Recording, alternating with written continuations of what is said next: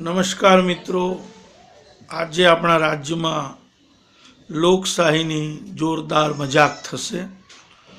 99 જણમાં અમુક જણ ખોટા સોગંદ ખાશે, પણ એમનું મુખ્ય કામ તો ઉદ્યોગપતિઓની ગુલામી અને દલાલી કરવાનું જ રહેશે।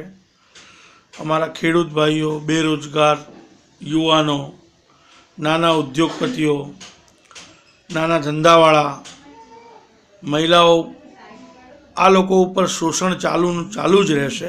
માત્ર અને માત્ર એક જ કામ થયું કે 5 વર્ષ માટે અમને ઈવીએમમાં ગડબડી કરી અને અમને 6.5 કરોડ ગુજરાતીઓને છેતરવાનું ને અમારા પર જુલ્મ કરવાનું એક લાયસન્સ લઈ લીધું છે।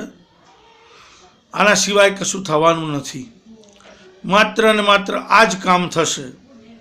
લોકશાહીના નામે આ હિટલરોની એક અમારા ઉપર ગંદી મજાક જ છે।